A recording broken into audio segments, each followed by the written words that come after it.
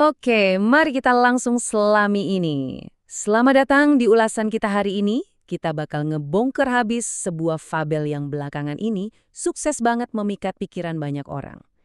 Gini, pernah nggak sih Anda ngerasa keadaan di sekitar itu kayaknya udah stabil, udah aman, tapi kok rasanya tetap ada sesuatu yang mengganjal? Kayak ada semacam ruang kosong di dalam diri yang susah banget dijelasin pakai kata-kata.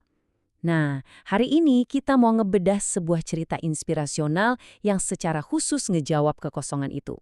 Ingat ya, ini bukan sekedar dongeng pengantar tidur, ini tuh refleksi yang dalam banget soal psikologi dan kondisi dasar kita sebagai manusia. Kita bakal sama-sama mendekonstruksi materi populer ini buat nyari tahu apa sih sebenarnya rahasia di balik kehidupan yang benar-benar bahagia. Sebagai permulaan, coba perhatikan angka ini. 413.082.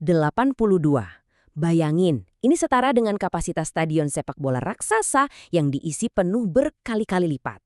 Ini jelas bukan angka acak. Ini adalah jumlah total penayangan dari fabel inspirasional berjudul Rahasia Hidup Bahagia dari kanal Kisah Bijaksana. Ratusan ribu orang udah meluangkan waktu mereka buat nyari jawaban atas rasa kosong tadi.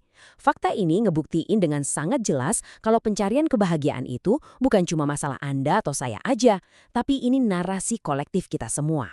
Ada begitu banyak orang di luar sana yang secara aktif berburu motivasi, nyoba menggali makna di balik rutinitas sehari-hari yang kadang bikin capek. Bab pertama, pencarian yang universal. Jadi ceritanya dimulai di sebuah desa terpencil yang super damai, jauh banget dari yang namanya hiruk-pikuk kehidupan modern. Disinilah letak ketegangan intinya mulai kerasa. Di satu sisi, ada 3 bersaudara yang ngejalanin kehidupan desa yang sederhana dan pastinya sangat tenang. Tapi di sisi lain, entah kenapa, mereka terus-terusan dihantui sama perasaan ada yang kurang, sebuah lubang kosong yang gak bisa diisi pakai logika semata. Secara fisik, mereka hidup damai dan aman, tapi secara emosional dan spiritual, mereka ngerasa nggak utuh. Paradoks inilah yang bikin ceritanya jadi sangat kuat dan relate banget sama kita. Nah, ini memunculkan satu pertanyaan yang pengen saya lempar langsung ke Anda. Apa sih sebenarnya artinya ngerasa ada yang kurang? Ini tuh kondisi manusia yang amat sangat universal. Sebuah dorongan psikologis yang wujudnya nggak kelihatan tapi dampaknya luar biasa nyata. Perasaan inilah yang jadi motor penggerak dari setiap keputusan yang diambil sama 3 bersaudara tadi. Dan mungkin kita semua buat terus nyari pelarian. Jujur aja, perasaan yang sama inilah yang bikin jutaan orang ngeklik konten-konten pengembangan diri di internet. Kita tuh sering banget mikir, coba aja hidup saya agak bedain dikit, pasti saya bakal ngerasa lebih lengkap. Mari kita lanjut dan lihat gimana ini berkembang di bab selanjutnya, janji yang misterius. Ketegangan cerita ini langsung memuncak pas ada seorang kakek tua misterius yang tiba-tiba muncul dan ngasih janji yang gila banget. Dia bakal ngabulkan keinginan terbesar mereka. Wah, dan ini nih daftar permintaan insan mereka. 1. Rumah megah biar status dan keamanan terjamin. 2. Ladang subur buat kekayaan dan kelimpahan yang gak habis-habis. 3. Cinta sempurna buat dapetin pemenuhan emosional yang paling top. Dan tebak, si kakek tua itu beneran mewujudkannya jadi kenyataan. Mereka ibaratnya menang lotre kehidupan karena berhasil nyentuh puncak absolut dari kesuksesan material. Kalau dipikir pakai logika, pencarian mereka harusnya udah tamat di sini kan? Nah, yang paling menarik dari bagian ini adalah masuknya kita ke bab 3, ilusi keabadian. Mari kita lihat realitanya sekarang. Di satu sisi, harta yang melimpah ruah dan cinta yang benar-benar sempurna udah sah ada di genggaman mereka. Semua fantasi liarnya udah terpenuhi. Tapi, tunggu dulu. Ternyata ada realita gelap yang nungguin mereka di ujung jalan. Kebahagiaan itu perlahan memudar. Rumah yang megah banget itu mulai kerasa sepi dan ya biasa aja. Panen yang melimpah ruah berubah cuma jadi rutinitas yang bikin bosan.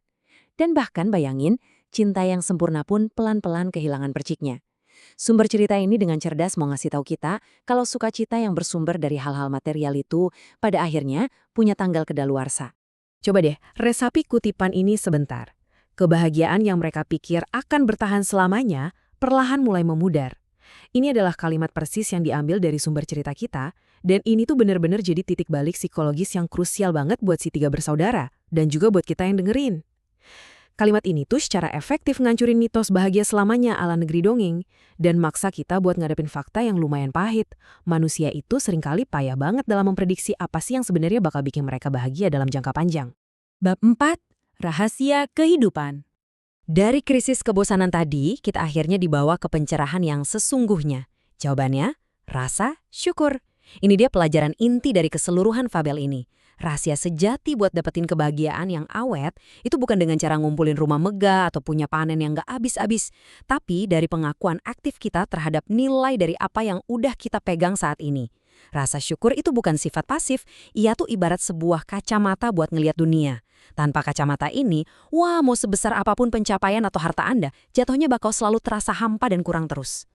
Jadi, poin krusialnya adalah pelajaran berharga ini. Kebahagiaan sejati itu nggak bakal bisa ditemuin dari barang atau kondisi yang tiba-tiba secara magis jatuh dari langit buat kita. Nggak, kebahagiaan itu terletak mutlak pada seberapa besar kapasitas internal kita untuk bersyukur. Konsep ini brilian banget buat ngejelasin kenapa sih tiga bersaudara itu di awal gagal nemuin kedamaian, ya karena mereka terlalu sibuk merombak kondisi eksternal mereka. Padahal satu-satunya hal yang benar-benar harus diubah, ya cara pandang mereka sendiri terhadap kehidupan. Pada akhirnya, ulasan materi kita yang sangat membuka mata ini ditutup lewat sebuah pertanyaan provokatif yang menohok banget. Apa yang sebenarnya Anda cari dalam hidup? Sambil Anda mencerna semua informasi ini, saya mau nantang Anda nih, buat ngerefleksiin lagi apa yang lagi Anda kejar sekarang. Apakah Anda tuh masih kelelahan lari di atas treadmill, ngejar versi modern dari rumah megah dan ladang subur? Atau Anda udah mulai ngeluangin waktu buat ngebangun kapasitas Anda dalam bersyukur? Ini benar-benar hal yang patut buat kita renungin dalam-dalam. Terima kasih banyak udah hadir dan ngebedah materi ini bareng-bareng. Teruslah bertanya, temukan makna Anda sendiri, dan sampai jumpa di ulasan kita selanjutnya.